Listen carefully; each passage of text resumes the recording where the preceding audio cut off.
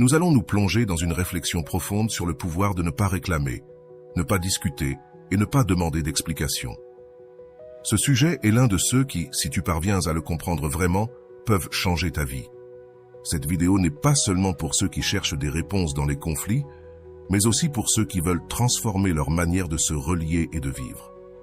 Aujourd'hui, tu découvriras comment le simple acte de ne pas demander d'explication peut t'apporter plus de paix et de pouvoir que tu n'aurais jamais imaginé. Alors, si tu t'es déjà demandé pourquoi certaines personnes choisissent simplement de ne pas discuter, de ne pas réclamer et de ne pas donner plus d'explications que nécessaire, tu vas trouver des réponses. Je te promets qu'à la fin de cette vidéo, non seulement tu comprendras pourquoi cette attitude est si puissante, mais tu sauras aussi comment l'appliquer dans ta vie pour te libérer des émotions négatives et renforcer ton estime de toi. Et ce n'est pas une promesse vide. C'est un changement qui te permettra de vivre sans les chaînes que d'autres tentent de t'imposer à travers leurs opinions et leurs exigences. Si tu es prêt à le découvrir, reste attentif, car ce que je vais te dire change tout. Avant de commencer, je te serais reconnaissant si tu pouvais liker la vidéo, cela m'aiderait à continuer de diffuser cette philosophie. Si tu n'es pas encore abonné, je te recommande de t'abonner et d'activer la cloche pour ne manquer aucune vidéo. Lucia était dans une relation depuis 5 ans qui, pour ceux qui l'observaient de l'extérieur, semblait parfaite. Cependant, derrière les apparences, il y avait une réalité qu'elle seule connaissait. Son partenaire, Marcos, avait une capacité presque surnaturelle à maintenir les choses dans un état constant d'incertitude, où rien n'était sûr et tout semblait dépendre d'un futur indéfini. Dès le début, Lucia avait été celle qui poussait pour que les choses avancent. Au début, ses réclamations semblaient motivées par un véritable désir de construire quelque chose ensemble, mais avec le temps, elle s'était transformée en une sorte de supplication silencieuse, dans une tentative constante de sortir Marcos de cette indifférence qui lui faisait de plus en plus mal. Ce n'était pas que lui était une mauvaise personne. En fait, pendant les premiers mois, Marcos avait montré qu'il était charmant, attentionné et amusant. Lucia se souvenait de ces jours avec une nostalgie amère, comme s'il n'était qu'un mirage qui avait disparu avec le temps. Maintenant, chaque fois qu'elle lui demandait plus d'engagement, qu'il lui montre un minimum d'intérêt, la réponse était la même, un sourire évasif, une promesse vide ou un « on en parle plus tard » qui laissait tout en suspens. Lucia commença à sentir que ses efforts étaient comme des cris dans le vide, des mots qui se perdaient avant même d'atteindre Marcos. Avec le temps, la dynamique de leur relation devint une danse où elle avançait d'un pas et lui reculait de 2. Lucia avait l'impression d'être piégée dans un cercle vicieux. Plus elle demandait, plus il semblait s'éloigner, et moins elle recevait, plus cela lui faisait mal. Elle avait essayé plusieurs fois de lui parler avec clarté, de lui expliquer comment elle se sentait et ce dont elle avait besoin, mais Marcos avait toujours une excuse, une raison de ne pas s'engager pleinement. C'était comme s'il vivait dans un monde à part, où les problèmes de couple n'existaient pas ou ne l'affectaient pas. Les week-ends, quand Lucia proposait de faire des projets, il avait toujours quelque chose à faire, un ami à voir, un engagement vague qu'il n'expliquait jamais. Et quand elle lui reprochait son attitude, il la regardait avec une combinaison de surprise et d'ennui, comme si ses plaintes n'étaient que des futilités. « Je ne comprends pas pourquoi tu te fatigues autant », lui disait-il souvent d'un ton qui ne faisait qu'exaspérer encore plus Lucia. Elle ne voulait pas de réponse. Elle voulait un changement, voir un geste, une action qui lui prouverait qu'il était prêt à être vraiment présent dans la relation. Le stress émotionnel commença à peser lourdement sur Lucia. Elle réalisait qu'elle perdait une partie d'elle-même dans cette quête désespérée de quelque chose que Marcos n'était pas prêt à lui donner. Ses amis lui disaient qu'elle méritait quelqu'un qui se souciait réellement d'elle, quelqu'un qui ne la faisait pas se sentir comme si elle demandait trop, juste pour attendre un peu d'engagement. Cependant, chaque fois qu'elle pensait à mettre fin à la relation, une étrange peur l'envahissait. Elle avait investi tant de temps et d'énergie qu'elle voyait l'idée de le quitter et de recommencer comme une défaite. Une nuit, alors qu'ils se disputèrent dans le salon de leur appartement, Lucia explosa. « Je ne te demande pas le monde, Marcos. Je veux juste que tu sois une partie de cette relation, que tu agisses comme si cela t'importait. » « Est-ce trop demandé ?» Il la regarda avec froideur, comme s'il voyait une étrangère. Tu es toujours en train de réclamer quelque chose, Lucia. Je ne sais pas si tu seras jamais satisfaite, lui répondit-il d'un ton si indifférent qu'elle sentit son cœur se briser. Ce commentaire fut un choc, et ce fut à ce moment-là qu'elle réalisa que peut-être il ne lui donnerait jamais ce dont elle avait besoin. La relation entre Lucia et Marcos continuait dans une spirale de frustration et de distance. C'était un dimanche après-midi, et comme c'était habituel, Lucia essayait d'organiser un plan pour passer du temps ensemble. Elle savait que pour Marcos, faire des projets semblait inutile, mais pour elle, il était important de sentir qu'ils construisaient des souvenirs ensemble, que ces moments en couple n'étaient pas juste quelque chose qui arrivait au hasard, mais qu'il y avait une intention et un engagement derrière. Ainsi, avec un mélange d'espoir et de résignation, elle s'approcha de lui pendant qu'il regardait la télévision sur le canapé. « Que dirais-tu si on allait au parc aujourd'hui ?»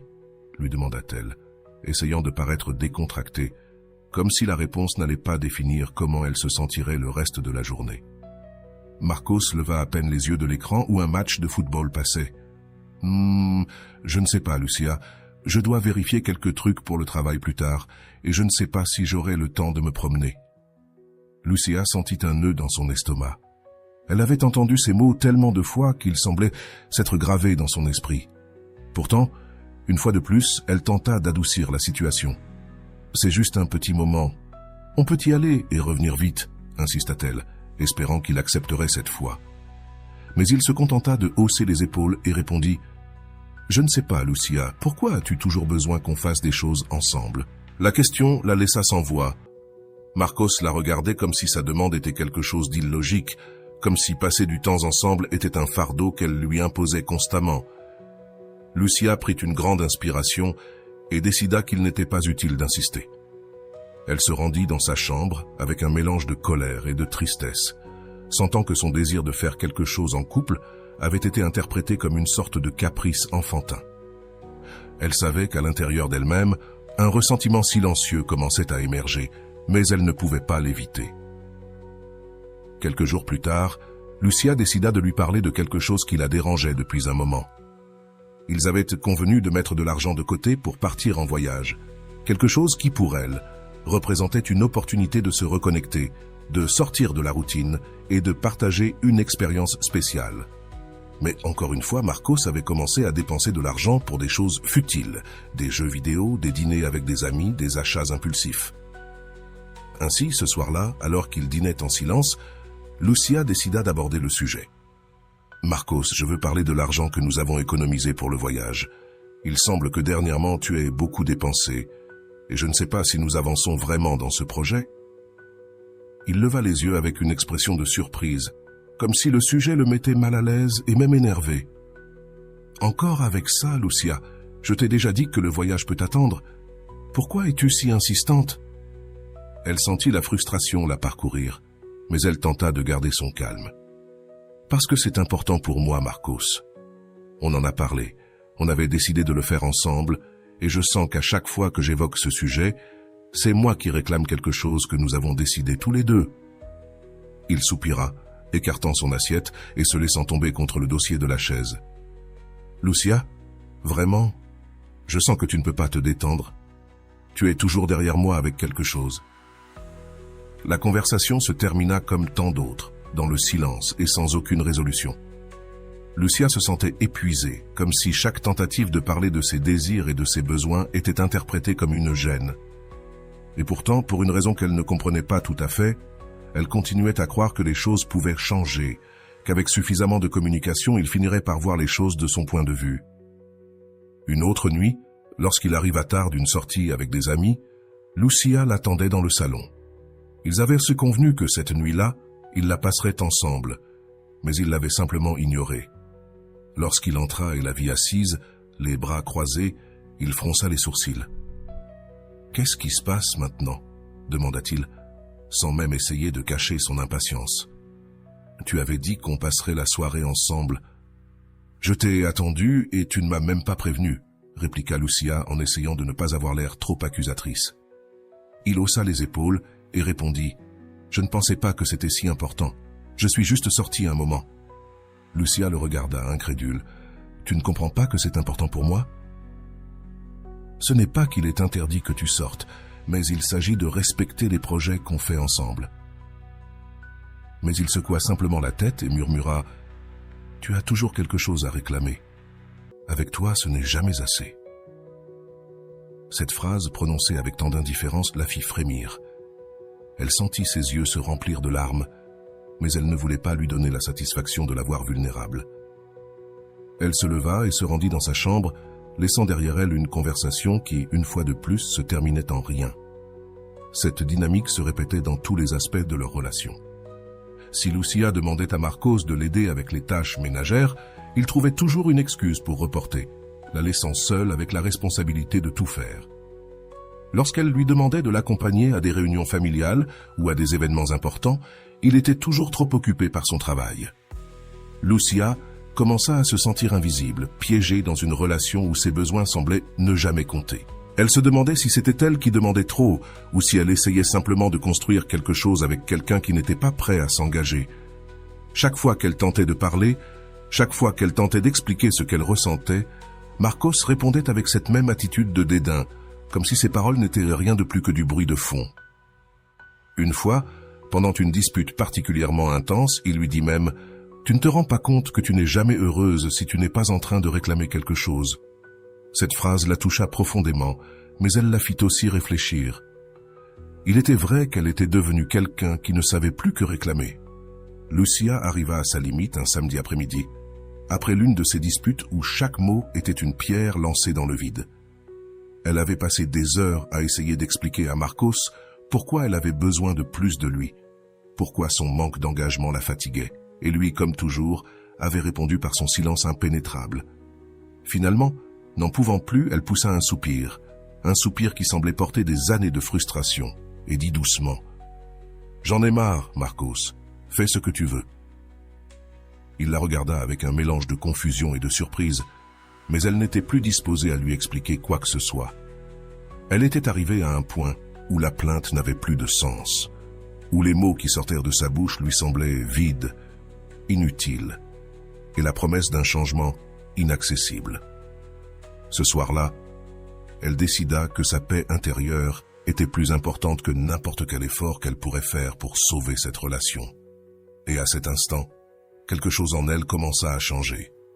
Cette décision, bien que petite, fut comme une étincelle qui initia un processus de distanciation émotionnelle. Le lendemain, quand il lui demanda s'il pouvait sortir dîner, Lucia s'excusa en disant qu'elle préférait rester à la maison. Elle ne s'intéressait plus à l'idée de surveiller ses réponses ou ses promesses non tenues. Au lieu d'attendre avec impatience qu'il la satisfasse, elle se contentait de sa propre compagnie, lisait, regardait des films et retrouvait la femme qu'elle avait été avant de le connaître, cette femme qui savait prendre soin d'elle-même sans dépendre de personne. Au début, Marcos ne sembla pas remarquer le changement.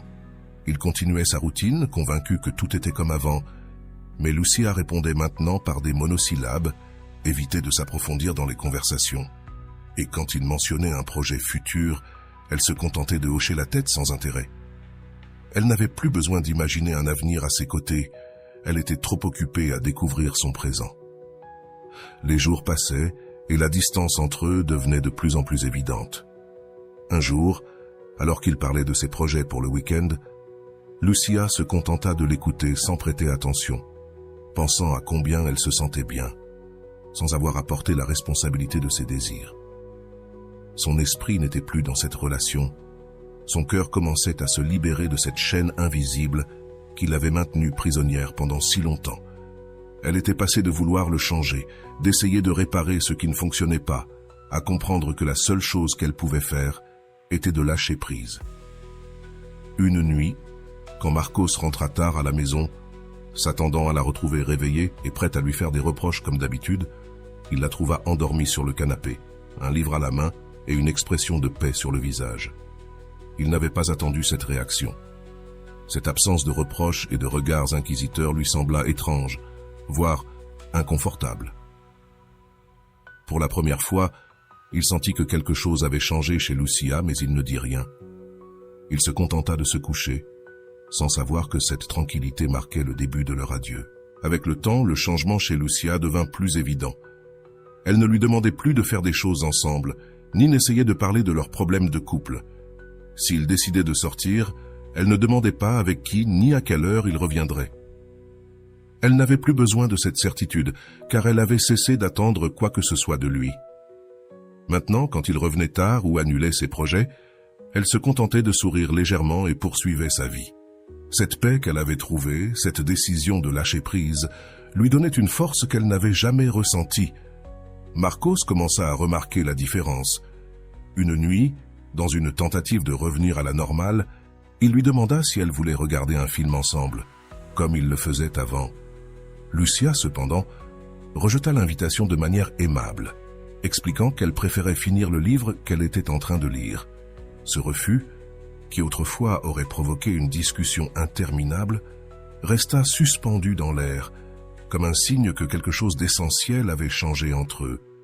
Les moments qui avant l'auraient bouleversé, qui auraient éveillé son besoin de réclamer ou d'exiger, ne lui apportèrent maintenant qu'une étrange tranquillité. Elle avait cessé d'attendre, et ce manque d'attente la remplissait de paix. Lucia se consacrait à ses propres activités, sortait avec ses amis, et peu à peu recommençait à apprécier les choses qu'elle avait mises de côté dans sa tentative de réparer la relation. Un après-midi, tandis qu'il l'observait de l'autre côté de la salle, il vit en elle une expression qu'il n'avait pas vue depuis longtemps, la sérénité. Elle n'était plus cette femme anxieuse qui attendait son attention et son engagement. Maintenant, Lucia semblait avoir trouvé une sécurité et une indépendance qui ne dépendèrent pas de lui. Dans son processus de distanciation, Lucia avait commencé à voir sa relation sous un autre angle, une perspective qu'elle ne s'était jamais permise d'accepter. Pendant longtemps, elle avait vécu nourrie par l'espoir qu'un jour Marcos changerait, qu'il arriverait un moment où il reconnaîtrait ses efforts, ses sentiments, et déciderait de s'engager véritablement. Mais, arrivant à son point de tolérance, quelque chose en elle se brisa et en même temps se libéra. Durant ces jours de solitude imposée, elle commença à lire davantage sur ce que signifiait vraiment lâcher prise, quelque chose qui résonnait dans les mots de Rolando Goicoechea.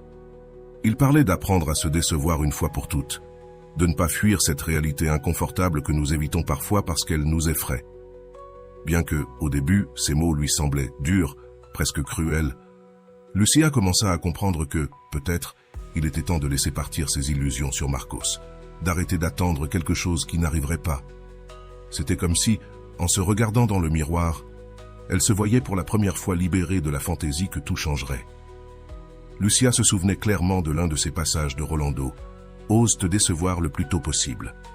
Au début, ces mots lui semblaient lourds, presque cruels, mais peu à peu elle comprit que ce qu'elle avait repoussé tout ce temps était précisément d'affronter cette déception.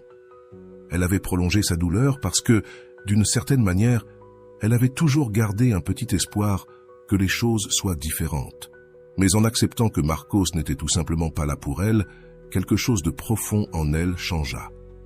En reconnaissant son manque d'intérêt, son indifférence et cette distance émotionnelle qui les avait toujours séparés, Lucia cessa d'attendre, cessa de demander.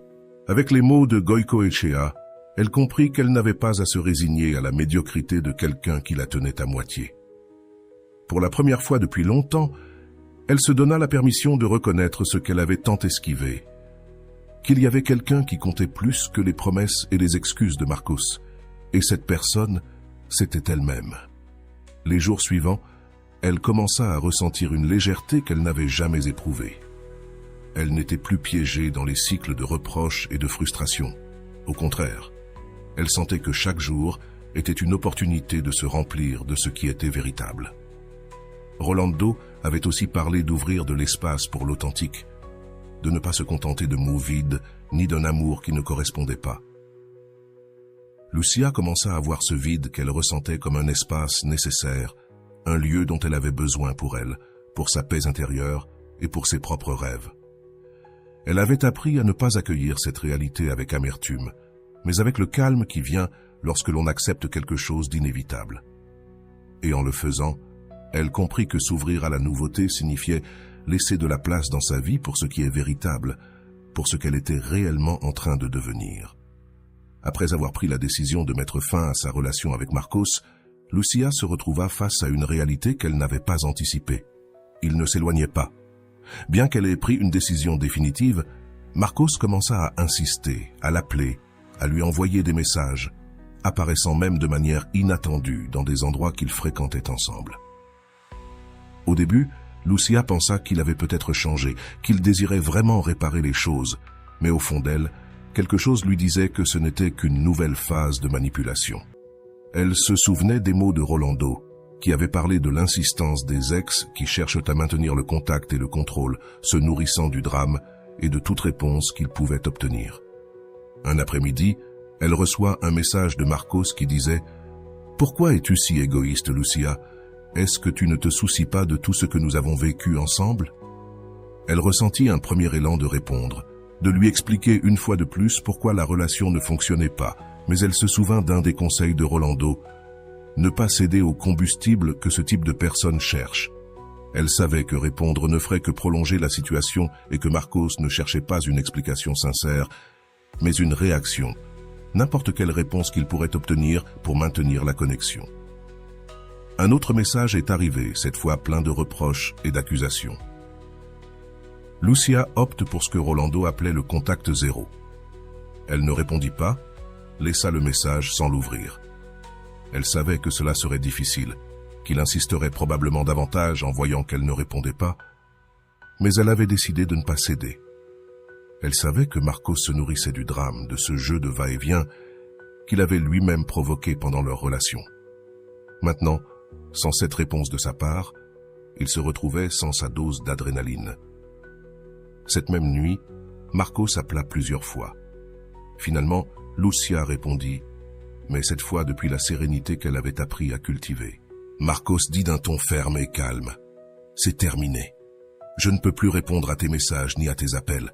Je n'ai pas besoin d'expliquer quoi que ce soit. » De l'autre côté de la ligne, il essaya de l'interrompre, mais elle continua. « Si je t'ai jamais importé, la meilleure chose que tu puisses faire est de respecter ma décision et de me laisser en paix. » Malgré le calme qu'elle maintenait, elle savait que Marcos essaierait de reprendre le contrôle. Alors quand il la contacta à nouveau une semaine plus tard, cette fois sur un ton conciliant, elle décida de ne pas répondre, se souvenant des mots de Rolando qui disait que certains ex essaient de revenir comme si rien n'était ou en promettant qu'ils ont changé. Elle resta ferme dans sa décision de ne pas répondre. Ainsi, elle commença à réduire petit à petit les opportunités qu'il avait de la manipuler ou de la provoquer. Maintenant, elle comprenait ce que signifiait couper le carburant émotionnel qu'il cherchait tant. Quelques jours plus tard, en recevant un autre message de Marcos disant « Je n'arrive pas à croire que tu sois aussi froide. Je pensais que ça te préoccupait. » Lucia sourit simplement. Elle avait appris à reconnaître le schéma. L'objectif de Marcos n'était pas de se réconcilier, mais d'obtenir une réaction, une qui justifie ses accusations selon lesquelles elle était l'égoïste, la cruelle. Elle ferma le message sans l'ouvrir et posa le téléphone de côté. Plus jamais, se dit-elle. Elle n'avait pas besoin de jouer à ce jeu. Lors d'un dernier appel, Marcos lui dit « Je ne comprends pas comment tu peux être aussi insensible, Lucia. On dirait que je ne t'ai jamais importé. » Et d'un ton calme, elle répondit « Ce n'est pas vrai, Marcos, mais j'ai appris à me donner la priorité, et cette fois je ne compte pas céder. La meilleure chose pour nous deux est de continuer chacun de notre côté. » Avec cela, elle ferma définitivement la porte, non seulement dans ses mots, mais aussi dans son cœur. Analysons ce que Lucia a vécu sous une perspective psychologique profonde, en intégrant à la fois les enseignements de Rolando et les concepts d'autres grands penseurs tels que Sigmund Freud, Jean Piaget, Walter Rizzo, Mario Benedetti et Paulo Coelho. Lucia, comme beaucoup de personnes dans des relations peu saines, se retrouva face à un dilemme interne entre son désir d'aimer et de construire quelque chose de réel, et l'incapacité de son partenaire à répondre à cet effort. Du point de vue de Freud, cette situation concerne l'attachement et la répétition des schémas inconscients. Freud parlait de la compulsion de répétition, une impulsion qui pousse les gens à recréer des situations passées dont ils n'ont pas réussi à tirer des leçons ou dont ils ne se sont pas détachés. Lucia, en insistant pour changer Marcos, répétait inconsciemment un schéma de recherche de validation, probablement lié à des expériences précoces d'attachement dans sa vie. Le processus de déception précoce que Rolando recommande est, en réalité, une manière de couper ce cycle freudien de répétition. En se confrontant à la réalité et en acceptant que Marcos ne changerait pas, Lucia fit un pas crucial. Elle cessa d'alimenter ses propres illusions et affronta la vérité telle qu'elle était. Cela se connecte avec la théorie de l'adaptation cognitive de Jean Piaget, qui décrivait comment les gens passent par un processus d'assimilation et d'accommodation dans leurs expériences. Lucia assimilait une nouvelle réalité, que ses tentatives de changer Marcos ne donneraient jamais les résultats escomptés. Elle ajusta sa perception et, ce faisant, brisa le cycle des attentes insatisfaites qui l'avaient piégée. Walter Rizzo, dans ses enseignements sur l'amour sain, souligne l'importance de l'amour propre et de la mise en place de limites dans les relations qui épuisent notre énergie émotionnelle. Rizzo souligne qu'une relation de couple doit être un espace de croissance, pas de souffrance continue. Dans ce cas, Lucia, en passant de la dépendance émotionnelle à l'auto-affirmation, a mis en place ce principe. Elle a cessé de mendier de l'attention et de l'affection, et comme le dit Rizzo, elle s'est désintoxiquée du besoin de contrôler ou de changer son partenaire. À travers sa transformation, Lucia a cultivé son amour propre, en reconnaissant que son bien-être émotionnel était plus important que de maintenir une relation qui ne lui apportait plus rien de positif. Sur le plan émotionnel, les mots de Mario Benedetti sur l'amour et la perte apportent une perspective poétique mais éclairante. Lorsque nous pensions avoir toutes les réponses, soudainement toutes les questions ont changé. Lucia, dans sa tentative de changer Marcos, s'accrochait à une idée de l'amour qui n'était pas réciproque. En réalité, Benedetti nous rappelle que bien souvent, ce que nous pensons comprendre de l'amour peut changer lorsque nous voyons enfin la vérité. Lucia a découvert que l'amour ne peut pas se construire à partir de tentatives de contrôle ou d'attentes impossibles, mais qu'il doit naître naturellement et être réciproque. D'autre part, Paulo Coelho propose une réflexion pertinente pour le processus de détachement que Lucia a vécu. Dans L'Alchimiste, Coelho dit « Lorsque quelqu'un évolue, tout autour de lui évolue aussi. » Lucia n'a pas seulement décidé de changer, mais son changement a directement affecté la dynamique de la relation.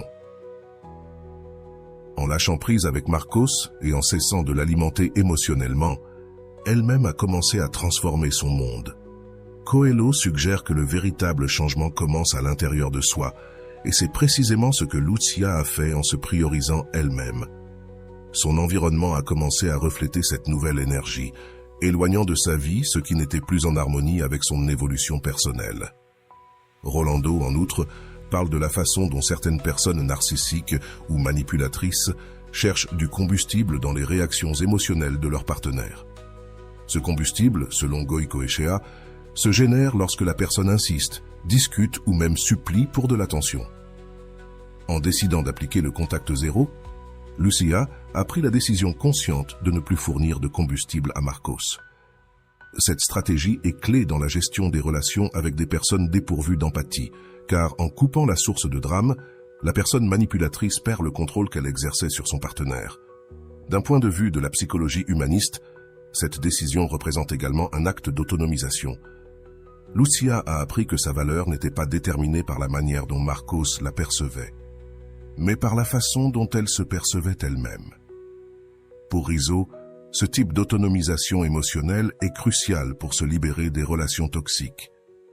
Lucia a commencé à reconnaître qu'elle méritait mieux et qu'elle n'avait pas à se contenter de quelqu'un qui la méprisait ou minimisait ses besoins. À travers cette transformation, nous pouvons également voir l'importance de reconnaître ses émotions sans se laisser entraîner par elles. Benedetti suggère qu'accepter la tristesse et la douleur de la déception est un pas fondamental vers la guérison.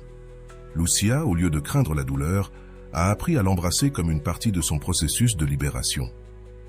Cet acte d'acceptation et de détachement l'a renforcée, lui permettant de lâcher les illusions qu'elle avait construites autour de Marcos. Freud disait que là où il y avait un ça, il doit y avoir un moi. Et dans ce cas, Lucia est passée de l'acte impulsif, dicté par ses désirs et ses besoins insatisfaits, à prendre des décisions conscientes à partir de son moi, de son identité la plus profonde. En d'autres termes, elle a cessé de dépendre de la validation extérieure et a commencé à construire son sens de la valeur interne. Cela, selon Freud, est essentielle pour une vie équilibrée et émotionnellement saine. Au fil des jours, le détachement de Lucia n'a pas seulement été physique, mais émotionnel. Ce processus de lâcher prise a été crucial pour sa guérison, car, comme le soulignait Rizzo, le véritable amour propre se démontre dans les décisions que nous prenons pour protéger notre paix. Lucia a choisi la paix plutôt que le conflit, la tranquillité plutôt que l'insistance, et l'amour propre plutôt que la dépendance. Continuons avec l'analyse de l'histoire de Lucia, en approfondissant les implications psychologiques et en examinant comment elle a appliqué les conseils de Rolando, ainsi que les concepts d'autres auteurs. Lucia a traversé un processus de transition que de nombreux psychologues considèrent comme crucial dans le développement d'une estime de soi saine. Le moment où l'on décide de cesser de chercher chez les autres ce que l'on peut seulement se donner à soi-même. En suivant la ligne de Walor Rizzo, qui propose qu'une relation saine doit être basée sur la réciprocité et le respect, Lucia s'est rendu compte que sa relation avec Marcos ne remplissait pas ces conditions en constatant que ses besoins émotionnels ne seraient jamais satisfaits par quelqu'un qui ne partageait pas son engagement. Elle a commencé à prioriser son bien-être au-dessus de la relation. Cette décision, bien que difficile, a été son premier grand acte d'amour-propre. Freud affirmait qu'une grande partie de notre souffrance provient de notre résistance à la réalité des relations et de la projection d'attentes qui ne se réaliseront jamais. En lâchant ses attentes vis-à-vis de Marcos, Lucia a cessé de s'accrocher à cette image idéalisée de ce qu'il pouvait devenir. Freud parlerait de ce processus comme d'une libération du principe de réalité, une compréhension que tous nos désirs ne seront pas satisfaits et qu'accepter cela est fondamental pour atteindre un état d'équilibre mental. Jeanne Paget a aussi quelque chose à dire sur l'évolution de Lucia. Dans ses études sur le développement humain, Piaget décrit comment nous passons par différentes étapes dans notre manière de penser et de comprendre le monde. Lucia a commencé dans une phase d'assimilation, cherchant à adapter la réalité à ses attentes, insistant et réclamant dans une tentative de changer Marcos. Cependant, en arrivant à sa limite, elle est passée à une phase d'accommodation, où elle a ajusté ses attentes et s'est adaptée à la réalité telle qu'elle était, et non comme elle aurait voulu qu'elle fût. Cet ajustement, selon Piaget, est crucial pour le développement d'un esprit mature. Rolando parle aussi d'un phénomène que Lucia a vécu intensément, la déception précoce. Pour lui, cet acte de se décevoir sans ressentiment est une manière d'ouvrir les yeux sur la réalité, permettant un changement significatif. Lucia, au lieu d'éviter la déception ou de réprimer sa douleur, l'a accueillie comme un enseignement, lui permettant de voir avec clarté l'usure que cette relation lui causait. Ce processus l'a non seulement renforcé, mais lui a aussi permis de se libérer du poids d'une relation étouffante, marquant le début de son chemin vers la paix intérieure. Tout au long de sa relation, Lucia a également vécu ce que Walter Rizzo appelle la dépendance affective, une addiction émotionnelle à son partenaire. Cette dépendance l'a amenée à tolérer des comportements et des attitudes de Marcos qui étaient contraires à sa dignité et à son bien-être émotionnel. En apprenant à lâcher prise et à ne plus quémander, Lucia a brisé ce cycle destructeur. Rizzo affirme que l'amour-propre doit être la base de toute relation et que si un partenaire nous pousse à nous sacrifier continuellement, cela indique que nous sommes dans une relation toxique. De la perspective de Mario Benedetti, le processus de détachement de Lucia peut aussi être vu comme un acte de courage. Benedetti, dans sa poésie et ses essais, parle de l'importance de laisser partir ce qui ne nous fait pas de bien, de lâcher avec amour et sans ressentiment. Lucia, en décidant de rompre avec Marcos, sans entrer dans un jeu de culpabilité et de reproche, s'est alignée avec cette vision. Elle a compris que son bonheur ne dépendait pas du fait qu'il change, mais de la liberté de vivre sans charges émotionnelles inutiles. Paulo Coelho, dans son concept de l'amour et du destin, suggère que le véritable amour nous pousse à avancer et nous rend meilleurs. Lucia, en reconnaissant que sa relation avec Marcos ne l'aidait pas à grandir, a accepté qu'elle devait laisser de la place pour que le vrai vienne dans sa vie. Coelho affirme que lorsqu'un cycle se ferme, quelque chose de nouveau et de meilleur est toujours en chemin. En coupant le lien émotionnel avec Marcos, Lucia n'a pas seulement fermé une étape, mais elle s'est ouverte à la possibilité d'un avenir plus authentique et gratifiant. Quant au contact zéro que Rolando recommande dans les cas de relations toxiques, Lucia l'a mis en œuvre avec fermeté. Cet acte de couper le contact avec son ex a été essentiel pour que sa guérison progresse. Goicoechea explique que certaines personnes narcissiques ou manipulatrices se nourrissent des réactions émotionnelles de leurs ex-partenaires, obtenant un carburant du drame et des discussions.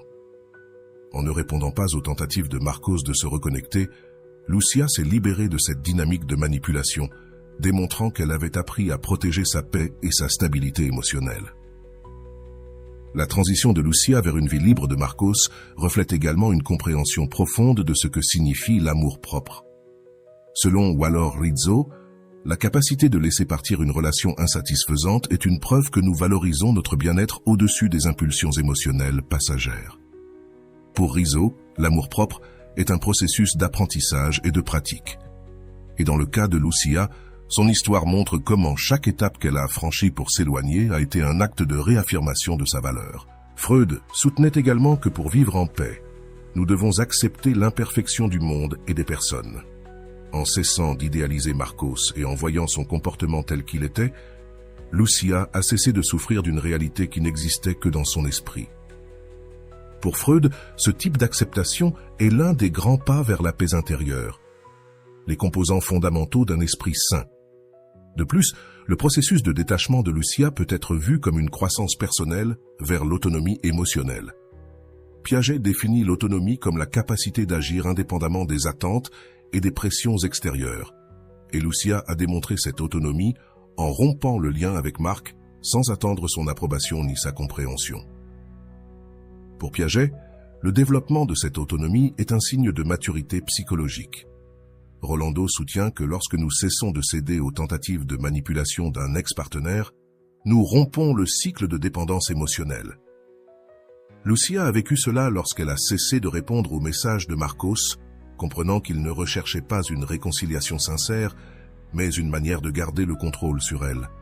Cette décision lui a permis de retrouver son identité et son pouvoir personnel. Enfin, le détachement de Lucia se reflète dans la paix intérieure qu'elle a trouvée en lâchant prise sur ses attentes vis-à-vis de Marcos. La paix ne venait pas d'un changement en lui, mais d'un changement en elle-même, un processus d'auto-affirmation et d'amour-propre qui lui a permis de lâcher le passé sans rancune et de s'ouvrir à un avenir où elle était enfin libre de vivre en harmonie avec elle-même.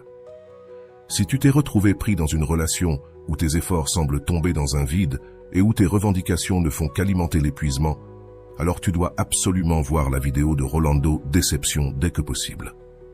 Dans cette vidéo, Rolando approfondit l'importance d'accepter la réalité telle qu'elle est et nous enseigne à lâcher prise sans rancune. Tu apprendras à reconnaître à temps quand quelqu'un n'est pas prêt à te donner ce que tu mérites, afin que tu puisses te libérer de ce fardeau et construire une vie où ton bien-être est une priorité. Accompagne-nous pendant que Rolando nous guide avec des outils et des perspectives pratiques qui ont aidé notre protagoniste à cesser d'insister pour ce qui ne lui faisait pas de bien, retrouvant ainsi sa paix et son amour propre. Cette vidéo n'est pas seulement un message sur le détachement, mais une invitation à récupérer ton pouvoir personnel et à t'ouvrir à de nouvelles opportunités. Déception dès que possible. Oui, exactement ce que tu évites tant parce que ça te fait mal. Tu refuses de voir une réalité qui finira par arriver, une réalité si difficile que tu ne sais pas si tu seras capable de la supporter. Mais tu sais que prolonger cette réalité imminente retardera ce à quoi tu dois faire face, sa véritable nature, ses véritables intentions envers toi, ou son manque d'intérêt, ou très peu d'intérêt pour toi. Pour cette raison, embrasse la réalité. Ne fuis pas, ne l'esquive pas et ne la reçois pas avec amertume. Reçois-la de la manière la plus aimante possible. Reçois-la comme la grande opportunité d'ouvrir enfin les yeux. Tu as passé tellement de temps à te refuser de voir les choses telles qu'elles sont, que les contempler telles qu'elles sont te fait déjà beaucoup de mal. Cependant, à mesure que tu t'injectes dans ta réalité, que tu t'y plonges, tu désiras justement plus d'elle. La réalité, bien que douloureuse, va te libérer, et au fond de toi, tu veux être libre. Déception, dès que possible. Qu'attends-tu? Qu'il change à la dernière minute? Qu'il reconnaisse son erreur? Combien de temps vas-tu encore attendre? Combien d'opportunités vas-tu donner à quelqu'un au lieu de te les donner à toi. Oui, c'est mon principal message pour toi. Toutes ces opportunités que tu donnais à cet autre, maintenant tu te les donneras à toi-même parce que tu le mérites. Parce que tu en as assez de te prouver que tu comptes vraiment. Ou est-ce que je suis en train de te dire un mensonge? Tu sais que c'est vrai, et je n'ai pas besoin de te convaincre de cela. Tu vaux plus que d'attendre quelqu'un qui ne se soucie pas de ton bien-être. Tu vaux plus que de te résigner chaque fois qu'il t'appelle de temps en temps. Tu vaux plus que tous ces adjectifs négatifs qu'il a projetés sur toi. Tu vaux plus que ce à quoi tu t'accroches, parce que tu le considères spécial ou précieux dans ta vie. Ose te débarrasser des mauvaises compagnies, des mots inutiles, des sourires forcés, des cœurs non réciproques. Laisse de la place en toi pour ce qui est véritable. Laisse de la place en toi pour t'aimer profondément et ensuite, véritablement, aimer quelqu'un d'autre. Tu vois, la déception n'est pas si mauvaise après tout. Et en étant vraiment pragmatique, dans ta vie, il n'y a rien de bon ou de mauvais. Il n'y a que des situations favorables et d'autres moins favorables. Et quand il s'agit de situations qui te déplaisent, tu peux choisir de changer de place, de t'ouvrir à la possibilité de quelque chose de nouveau. Peut-être que ce qui te déçoit a simplement cessé d'être pour toi. Cela n'est plus pour toi. Jorge Bucay dit qu'à chaque fois que quelque chose s'en va, cela fait place à ce qui vient ensuite, et je suis d'accord avec lui. Prends soin de toi et aime ce lieu qu'est toi-même, car c'est le seul endroit où tu vivras. Rolando nous a guidés vers une leçon transformative sur le détachement et la valeur d'accepter la réalité d'une relation sans la déguiser sous de faux espoirs. Nous avons appris qu'au lieu de résister à la déception, nous devons l'affronter, permettant à cette vérité de nous libérer et de faire de la place pour l'amour de soi. Rolando explique comment, en lâchant la nécessité de changer ou de contrôler quelqu'un qui n'est pas engagé, nous retrouvons notre paix et nous nous donnons l'opportunité de vivre avec authenticité.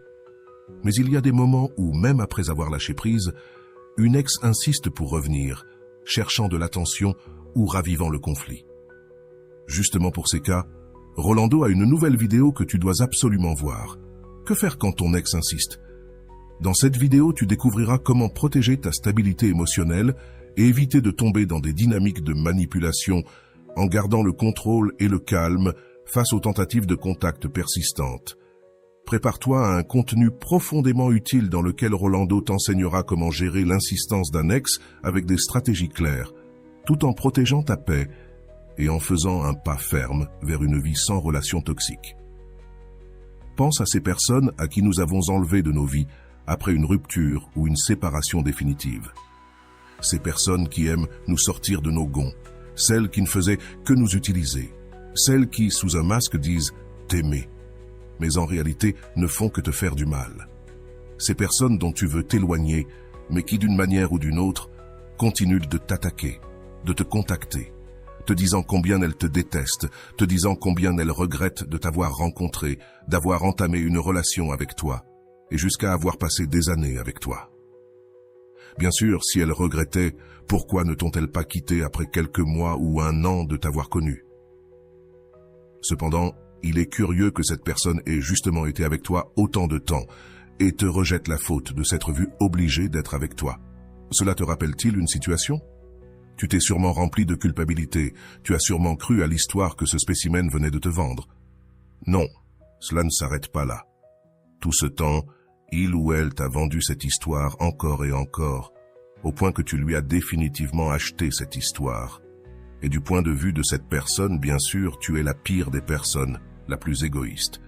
Tu n'as jamais été à la hauteur, tu n'as jamais été suffisant. Et précisément, tout cela revient sans cesse dans ton esprit et ne te laisse pas en paix. Surtout parce que cette personne insiste de façon répétée, encore et encore, jusqu'à ce que tu craques et que tu lui répondes, et tu lui réponds de la pire façon possible, de manière très agressive, pire que ce qu'il ou elle a fait avec toi. Il ou elle t'a poussé à bout, t'a mis dans une telle situation que tu as laissé échapper la pire version de toi-même. Et maintenant, cette personne va justement prendre ce que tu viens de faire pour renforcer l'idée qu'il ou elle se fait de toi, que tu es égoïste, que tu lui veux du mal, etc. Quelque chose que j'ai appris récemment, et je dois te remercier pour cela, Elena, car Elena a été celle qui m'a aidé à mieux comprendre ce type de modus operandi de certains troubles, en particulier chez les psychopathes narcissiques ou les sociopathes. Ces personnes ont besoin de carburant. Et c'est un nouveau terme que je commence à utiliser dans ma chaîne, mais il était important de le mentionner dans cette situation. Le carburant, c'est ce qui provoque beaucoup d'adrénaline chez la personne qui manque d'empathie. C'est leur nourriture, c'est ce qui leur permet de se connecter avec toi. C'est quelque chose que nous recevons, que ce soit positivement ou négativement. Je m'explique. Quand une personne reçoit un compliment ou quand je sais que quelqu'un est heureux pour quelque chose que j'ai fait, je reçois un retour positif. Cela me nourrit, me renforce l'idée que je veux faire plus de choses positives pour ma partenaire, mes amis, ma famille ou toute personne avec qui je suis constamment en relation. Le carburant pour les personnes qui manquent d'empathie, c'est aussi d'entrer dans le drame, dans les disputes verbales, de faire accuser les autres, de voir quelqu'un me supplier, s'humilier pour attirer mon attention ou s'excuser, et moi, être là, une fois après l'autre, à lui rendre la vie impossible. Ainsi, de mon point de vue, le carburant est autant la partie positive de la manière dont l'être humain, à travers l'hormone de l'ocytocine, se sent intégré, heureux. Cela peut renforcer les liens, mais il y a aussi le côté dopamine, adrénaline, et cela se produit non seulement dans les sports extrêmes, non seulement dans les jeux de hasard, mais aussi dans des situations conflictuelles, dramatiques, où nous poussons l'autre personne à ses limites. Donc, pratiquement, tu peux avoir un ex qui insiste, même après avoir dit que c'était une erreur de s'être marié avec toi, même après t'avoir agressé verbalement, même après t'avoir maudit. Ce que cette personne attend, c'est une réaction de ta part, et cette réaction peut être de lui répondre, ou bien de te rendre chez elle pour t'excuser, ou bien de déplacer des montagnes pour que cette personne ne pense pas mal de toi, pour que cette personne fasse à nouveau ce qu'elle faisait au début. Mais fondamentalement, pour les personnes qui manquent d'empathie, le dialogue, la communication, parvenir à un accord commun n'est pas ce qu'elles recherchent. Ce qu'elles veulent, c'est précisément te blesser, attirer ton attention au départ. Et tu t'en es sûrement rendu compte, après un moment de grande douleur, où cette personne a pratiquement miné ton estime de toi, t'a blessé à tel point, et vice-versa, tu lui as aussi dit toute sa vie entière. Et bien sûr, d'une certaine manière, tu as essayé de la blesser. Bien que ce ne soit peut-être pas ce que tu voulais vraiment, tu n'as pas pu la blesser, elle s'est simplement offensée, elle a joué la victime. Après ce moment tendu, quelques jours ou au maximum une semaine peuvent passer, et cette personne va revenir. Soit en te parlant comme si de rien n'était, soit en te faisant croire qu'elle a changé, qu'elle est une meilleure personne, et qu'elle s'est rendue compte de la façon terrible dont elle a agi, afin de recevoir des messages, qu'ils soient polis de ta part, ou que tu admettes que oui, j'ai aussi une part de responsabilité, de culpabilité, eh bien, excuse-moi. Peu importe la manière dont il ou elle sente que tu accèdes ou elle, tu lui donnes pratiquement le carburant dont elle avait besoin. Il semblerait que, d'une manière ou d'une autre, tu sois en train de progresser dans la relation avec ce type de personne, mais tu ne l'es pas.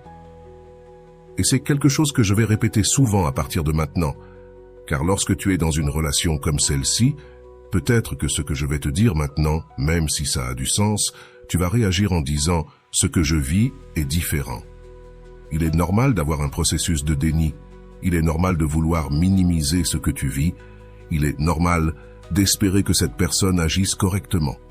Tu crois qu'elle ne fait pas cela pour le plaisir de te faire souffrir. D'une manière ou d'une autre, tu t'accroches à l'idée de ce qu'elle était au début lorsqu'elle se montrait comme une personne totalement romantique, peut-être même parfaite. À ce moment-là, peut-être que tu ne le vois pas encore, mais tu veux croire qu'il y a encore des opportunités pour que la relation s'améliore. Et par conséquent, tu te dis que ce n'était qu'une dispute de plus, mais non. Il s'agit d'une personne qui manque d'empathie, qui ne peut pas se lier affectivement et sainement avec les autres. Elle a besoin de cette adrénaline des disputes, du drame de te tromper, de te dire qu'il y a quelqu'un d'autre dans sa vie. Et c'est la stratégie de la triangulation, très courante chez les psychopathes et les narcissiques. Donc réfléchis bien à ce que je viens de te dire. Si ton ex te contacte constamment, malgré le fait qu'il ou elle t'insulte, malgré tout ce qu'il ou elle t'a dit à quel point il ou elle te déteste, et pourtant revient comme si de rien n'était, il y a de grandes chances que tu sois face à une personne qui présente l'un de ces troubles. Et si tu réponds à ces messages, si tu es la personne qui accède à tout cela, tu es en train de donner le combustible dont cette personne a besoin. Par conséquent, maintenant, je veux que tu réfléchisses bien. Quelle serait la stratégie ? La stratégie serait la plus simple, mais aussi la plus difficile que je vais te demander. Contact zéro, rien. Aucun contact, sauf bien sûr s'il y a une communication obligatoire, comme si des enfants sont impliqués dans ces cas-là. Mais si cette personne ne te doit rien, si rien ne vous lie vraiment, alors tu dois apprendre à ne pas répondre aux messages. Je sais que c'est la chose la plus difficile que je te dis, mais quand tu comprends la question du combustible, et encore une fois, je vais répéter, ici, le combustible, c'est à la fois ce qui est positif, c'est-à-dire les compliments, les cadeaux, les surprises, les détails, l'intimité, les câlins, et ce qui est négatif, les disputes, les insultes, les coups, le drame, la jalousie, la compétition. Tout cela, lorsque le psychopathe et le narcissique ne sont plus satisfaits par le positif, ils vont chercher le négatif, l'adrénaline, l'excitation, la dopamine. Donc ta stratégie est définitive. Couper le flux de combustible, arrêtez de le donner. Parce que si tu continues à lui en donner, même si cette personne a un nouveau partenaire, elle continuera à faire de toi son jouet favori. Donc maintenant, ce que je te propose, c'est rien d'autre que de ne pas nourrir cette personne avec le combustible qu'elle attend de toi. Et oui, cela va sûrement te rendre jaloux. En fait, quelqu'un m'a dit « Non, c'est que maintenant ça me met en colère de ne plus être son jouet préféré, de ne plus être la personne pour laquelle il ou elle cherche son combustible. » Non, tu ne dois pas, au contraire, tu devrais t'en réjouir. Je sais qu'à ce moment, tu ne le vois pas ainsi, et qu'il te faut plus d'amour propre, qu'il te faut plus d'aide, qu'il te faut répéter ce type de vidéos et de messages encore et encore. Mais je le fais pour ton bien, crois-moi, je le fais pour ton bien. Et même si ça sonne répétitif, et même si ces vidéos ne sont pas les plus populaires, je veux qu'elles soient les plus utiles pour toi. Dans la vidéo de Rolando sur comment faire face à un ex insistant, nous avons appris des stratégies clés pour gérer ces personnes qui, après une rupture, ne respectent pas la décision de séparation et continuent à chercher de l'attention ou tentent de raviver la relation. Rolando explique que ces personnes cherchent souvent ce qu'il appelle le combustible émotionnel, un mélange de réactions et de réponses qui leur permet de maintenir un lien de manipulation à travers le contact zéro, une stratégie qui consiste à couper toute communication inutile. Nous pouvons cesser de nourrir cette dynamique toxique et nous concentrer sur notre paix et notre bien-être. Le contact zéro permet qu'en ne répondant pas et en ne s'impliquant pas dans les provocations, on récupère le contrôle sur ses émotions et sa vie. Selon Rolando, cette approche n'est pas seulement une technique de silence, c'est un acte d'amour propre et de respect envers soi-même, une manière de dire « ma paix est plus importante que n'importe quel conflit passé ». Ainsi, l'absence de réponse devient un chemin vers la guérison et une façon de se libérer du poids des relations qui ne nous apportent rien de positif. Après avoir regardé la vidéo, réfléchis. Comment utiliserais-tu ce silence et cette distance pour protéger ta paix mentale? Penses-tu qu'en arrêtant de réclamer et de t'impliquer dans des discussions, tu gagnerais en clarté et tranquillité dans ta vie? Dis-nous dans les commentaires comment tu appliquerais ces conseils dans ton quotidien. N'oublie pas qu'il ne s'agit pas seulement de couper le contact, mais de construire une nouvelle version de toi-même, une version qui n'a plus besoin de l'approbation ou de la validation de ceux qui ne peuvent pas te l'offrir. Qu'as-tu pensé de l'approche de Rolando? Penses-tu qu'elle t'a aidé à voir les choses sous un autre angle? Réfléchis aussi à ce que tu as le plus aimé dans la vidéo. Était-ce ses conseils sur l'importance du silence, son explication du combustible émotionnel, ou peut-être ses stratégies pour ne pas céder au drame? Ces concepts peuvent être le début d'un changement profond dans ta manière de voir les relations. Et bien sûr, dis-nous s'il y a quelque chose qui ne t'a pas tant résonné. Parfois, entendre de nouvelles idées peut être difficile, surtout si nous avons l'habitude de réagir différemment. Y a-t-il un point qui t'a paru difficile à mettre en pratique ou qui t'a suscité des doutes? Et voilà, j'espère que vous avez trouvé beaucoup de valeur dans cette vidéo. Merci d'être resté jusqu'à la fin de cette vidéo, j'adore quand vous faites ça. Si vous en voulez plus, vous pouvez écrire en commentaire « J'en veux encore plus ». J'espère vous revoir dans une autre vidéo.